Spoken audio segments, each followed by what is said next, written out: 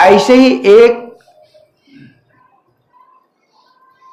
خصلت حمیدہ پسندیدہ خصلت وہ ہے خوف، اللہ کا خوف، آخرت کا خوف، اس کا ہونا بھی ضروری ہے۔ امام الانبیاء حضرت محمد عربی صلی اللہ علیہ وسلم دعا فرماتے تھے، اللہم ارزقنی من خشیتک ما تحول به بینی و بین معاصیک یا بین معصیتک، اللہم انی اسألک، یا اللہ میں آپ سے سوال کرتا ہوں آپ کی خشیت کا، آپ کے خوف کا، آپ کے ڈر کا، اتنا کہ وہ خوف اور ڈر میرے اور آپ کی نافرمانی کے درمیان کیا بن جائے؟ حائل بن جائے، اتنا ڈر ہو کہ میں آپ کی نافرمانی نہ کر سکوں۔ بہت زیادہ ڈر انسان مایوسی کی حد تک پہنچ جائے، اس کی اجازت نہیں، لیکن بالکل نڈر ہو جائے بندہ، یہ بھی کفر، نڈر ہونا بھی بالکل بے خوف، یہ بھی کفر، اور بالکل بندہ بالکل مایوس ہو جائے، یہ بھی کفر۔ ایمان والے بندے کی جو ایمانی کیفیت وہ کیا ہے؟ بین الخوف والرجا، کہ بندہ ڈرتا بھی رہے لیکن مایوسی کی حد تک نہ جائے، اللہ سے امید رکھے لیکن نڈر نہ بن جائے۔ تو بہرحال ایک خصلت حمیدہ وہ ہے خوف۔ حق تعالیٰ کا خوف جملہ نیک کاموں میں رغبت کرنے والے تمام گناہوں سے بچنے کا ذریعہ ہے۔ حق تعالیٰ کا خوف جملہ کاموں میں رغبت کرنے والا، جو اللہ کا خوف ہوگا تو اچھے کاموں کی کیا ہوگی؟ رغبت، اور تمام گناہوں سے بچنے کا ذریعہ ہے۔ خوف کرنے والوں کی شان میں حق تعالیٰ فرماتا ہے، یعنی حدیث قدسی ہے یہ، کہ کسی بندے کو دو خوف نصیب نہ ہوں گے۔ جو بندہ دنیا میں خدا کا خوف رکھے گا وہ آخرت میں بے خوف ہوگا، اور جو دنیا میں خدا سے نڈر رہا، آزاد جس طرح جو چاہتا ہے کرتا ہے، کوئی ڈر پر نہیں، اس کو آخرت میں امن اور اطمینان نصیب نہ ہوگا۔ اسی لیے اللہ تعالیٰ نے دنیا میں ایمان والے بندوں کو ہمیشہ بار بار اپنے سے ڈرنے کا کیا دیا ہے؟ حکم دیا ہے، جگہ جگہ، یا ایھا الذین آمنوا اتقوا اللہ، آمنوا اتقوا اللہ، آمنوا اتقوا اللہ۔ اب جو اس دنیا کے اندر ایمان والا بندہ خوف کے ساتھ، اللہ کے ڈر کے ساتھ زندگی گزارے گا، تو اب جب اس دنیا سے جانے کا وقت آ گیا، اب تک تو اللہ کا حکم کیا تھا؟ بار بار ڈرتے رہو، لیکن جب دنیا سے جانے کا حکم آ گیا، وقت آ گیا، اب اللہ کی طرف سے حکم ہے کہ اللہ تخافوا ولا تحزنوا، اب ڈرنے کی ضرورت نہیں ہے نا۔ قرآن میں ان الذین قالوا ربنا اللہ، جن لوگوں نے کہا ہمارا رب کون ہے؟ اللہ، ثم استقاموا، پھر ڈٹے رہے، جمے رہے، یہ جو زبان سے یہ کہا تھا اللہ ہمارا رب ہے، تو اللہ کے رب ہونے کا جو تقاضا ہے اور اللہ تعالیٰ کو اپنے رب ماننے کا جو اثر اس رب ماننے والے بندے کی زندگی میں ہونا چاہیے تھا، وہ اثر اس کی زندگی میں حاوی رہا، اور اس اثر کے ساتھ اس نے استقامت اختیار کی، زندگی بھر ڈرتا رہا گناہوں سے بچتے ہوئے، اور جب بھی کبھی کوئی کوتاہی ہو گئی، گناہ ہو گیا، فوراً اللہ تعالیٰ کی بارگاہ میں توبہ کی۔ یہ بھی ڈر کی چیز ہے۔ ایک تو یہ کہ بندہ حتی الامکان کوشش کرے اللہ کی نافرمانی ہوئے ہی نہ، یہ تو ہی ڈر، لیکن بندہ بشر ہے، غلطی ہو گئی، اب اندر ہی اندر بے چین ہو گیا، بے قرار ہو گیا، اب اس کو چین نہیں آتا، بار بار وہ روتا ہے، گڑ گڑاتا ہے، اللہ سے معافی مانگتا ہے۔ تو یہ معافی مانگنا یہ بھی کیا ہے؟ خوف ہے کہ نہیں ہے؟ ایک انسان گناہ کرتا ہے اور گناہ کے بعد جیسے کچھ ہوا ہی نہیں، یہ تو ایک طرح کا نڈر پنا ہوا. اور دوسرا بندہ اس سے گناہ ہو گیا, اب وہ بے چین بے قرار ڈر رہا ہے, رو رہا ہے, اللہ سے معافی مانگ رہا ہے. تو ڈر دونوں, ایک ڈر تو یہ کہ اللہ کے ڈر سے گناہوں سے بچے, لیکن اب اگر کبھی گناہ ہو گیا تو اب اللہ کے ڈر کی وجہ سے اس گناہ سے کیا کرے, توبہ کرے. تو کیا فرمایا, ان الذین قالوا ربنا اللہ, جن لوگوں نے کہا ہمارا رب کون ہے, اللہ, ثم استقاموا, پھر اس پر ڈٹے رہے, جمے رہے.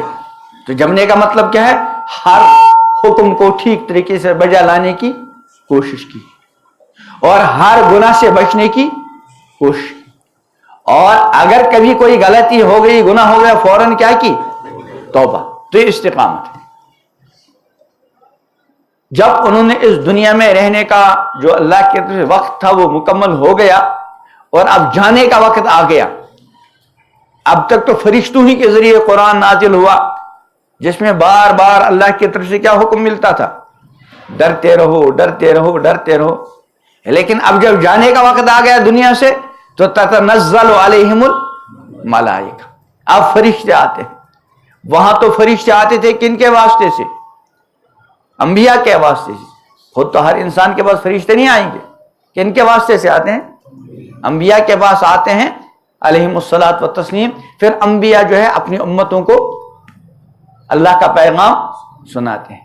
لیکن جب دنیا سے جانے کا وقت آ گیا, اب فرمایا تتنزل علیہم الملائکہ, اب خود ان استقامت کے ساتھ دنیا میں زندگی گزارنے والوں پر کون اترتے ہیں, فرشتے.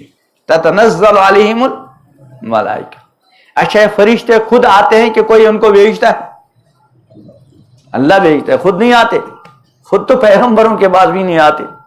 ہے نا, قرآن میں ایک مرتبہ جبریل علیہ السلام بیچ میں کچھ طرح زیادہ فاصلہ ہو گیا, تو حضور صلی اللہ علیہ وسلم فرمایا جبرائیل سے, اس کا خلاصہ یہ کہ ذرا جلدی جلدی.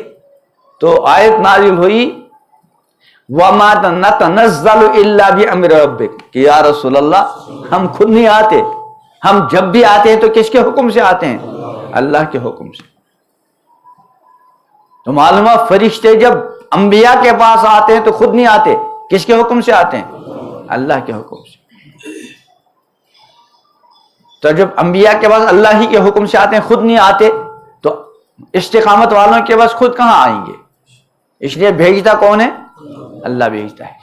کیا کہتے ہیں استقامت والوں سے, کہ اللہ تخافوا ولا تحزنوا, کہ بھائی گھبراؤ مت, خوف مت کرو, غمگین مت ہو. ایک آدمی کو کسی نئی جگہ جانا ہے, اپنے وطن کو چھوڑ کر, اب اس کے دل کے اندر مختلف قسم کے خدشات کبھی ہوتے ہیں. خاص کر اگر اس کو یہ لگے کہ میں جہاں جا رہا ہوں وہاں میرے متعلق لوگوں نے پتہ نہیں کیا کیا شکایات پہنچائی ہیں, اس کو لگا کہ میری شکایات وہاں, اور میرے بارے میں نہ معلوم وہاں کی حکومت کو اور وہاں کے رہنے والوں کو نہ معلوم میری کون کون سی باتیں پہنچائی گئی. اب اس کو کہا جا رہا ہے کہ تم کو وہاں جانا ہے, تو اس کے دل کے اندر ایک ڈر ہوگا نہیں ہوگا, کیسے جاؤں گا, کیا بنے گا. حالانکہ اس کی شکایت پہنچی یا نہیں پہنچی کوئی یقین نہیں. اور یہاں تو طے شدہ ہے, ہم جو کچھ اس دنیا میں کرتے ہیں وہ سارا کا سارا پہنچ جاتا ہے, نہیں پہنچ جاتا ہے. فرشتے تیار کرتے ہیں کہ نہیں کرتے. اور ایک ایک چیز دنیا میں کسی بھی آدمی کی شکایتیں پہنچ جائیں تو ہر چیز پہنچے کوئی ضروری بلکہ ممکن بھی نہیں. لیکن اللہ کے یہاں فرشتے جو پہنچانے پر طے ہیں وہ ایک ایک چیز کو پہنچاتے ہیں. اس لیے اس کو بھی ایک طرح کا وہ ہوگا. تو فرشتے آ کر تسلی دیتے ہیں کہ اللہ تخافوا ولا, کہ نہ تو غم زدہ ہونے کی ضرورت ہے, غمگین ہونے کی ضرورت, اور نہ خوف زدہ ہونے کی. تو یہ کس پر بات عرض کی تھی کہ حدیث میں آتا ہے جو دنیا میں خوف کے ساتھ رہا, اللہ کے ڈر کے ساتھ زندگی گزاری, آخرت میں وہ بالکل کیا رہے گا, بے خوف. اور جس نے دنیا میں بے خوف ہو کر زندگی گزاری, نڈر ہو کر زندگی گزاری, اس کے لیے آخرت میں خوفناک زندگی ہوگی نہ ہوگا. یعنی جس بندے کے دل میں جس قدر اللہ تعالیٰ کی معرفت حاصل ہوگی اسی قدر اس کے دل میں اللہ کا کیا ہوگا؟ خوف ہوگا، ڈر بھی ہوگا۔ اس لیے امام الانبیاء حضرت محمد عربی صلی اللہ علیہ وسلم نے ارشاد فرمایا انا اتقاکم، میں تم سب میں سے اللہ سے سب سے زیادہ کیا ہوں؟ ڈرنے والا، کیونکہ سب سے زیادہ معرفت تھی۔ حالانکہ انبیاء کیا ہوتے ہیں؟ معصوم۔ پھر اللہ کی طرف تسلی ہے لیغفر لک اللہ ما تقدم من ذنبک وما تاخر، پیغمبر سب اگلا پچھلا سب معاف، لیکن اس کے باوجود ڈر۔ کہہ رہے ہیں ظاہر ہے کہ جب تک حق تعالیٰ کی صفات جلالیہ کی معرفت حاصل نہ ہوگی اس وقت تک خوف پیدا نہ ہوگا، اور جب یہ اچھی طرح ذہن نشین ہو جائے گا کہ خدائے وند تعالی ہر چھوٹی سے چھوٹی اور بڑی سے بڑی چیز پر ایسا قادر ہے کہ دم بھر میں جو چاہے کرے، کہ مخلوق میں کوئی شخص چوں بھی نہیں کر سکتا، جو حکم چاہیں وہ کر لیں۔ اور وہاں حکم دینے کے فرمایا انما امر اذا اراد شیئا ان یقول له کن فیکن۔ تو اس وقت خوف و خشیت پیدا ہو جائے گی۔ اگر خوف پیدا کرنا ہو تو حق تعالیٰ کے جلال اور اس کی بے نیازی پر نظر کرو۔ حضرات انبیاء کرام علیہم السلام پر کبھی اللہ تعالیٰ کی رحمت کا ایسا انکشاف ہوتا تھا کہ امام الانبیاء حضرت محمد عربی صلی اللہ علیہ وسلم نے ایک موقع پہ ارشاد فرمایا کہ من قال لا الہ الا اللہ دخل الجنہ، جس نے لا الہ الا اللہ پڑھا وہ جنت میں داخل ہو جائے گا۔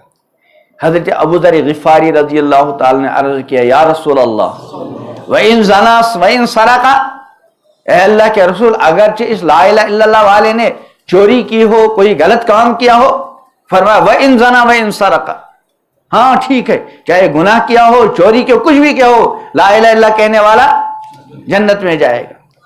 ابو ذر غفاری نے پھر عرض کیا وَإِن زَنَا وَإِن سَرَقَ، یا رسول اللہ اگرچہ وہ چوری کرے، بدکاری کرے، پھر بھی جنت؟ فرمایا وَإِن زَنَا وَإِن سَرَقَ۔ ابو ذر نے چوتھی بار پھر عرض کیا یا تیسری بار وَإِن زَنَا وَإِن سَرَقَ، آپ نے فرمایا وَإِن زَنَا وَإِن سَرَقَ وَإِن رَغِمَ أَنْفُ أَبِي ذر، یعنی ہاں چاہے چوری کرے، بدکاری کرے، لا الہ الا اللہ کہنے والا جنت میں جائے گا، اگرچہ ابو ذر کی ناک خاک آلود۔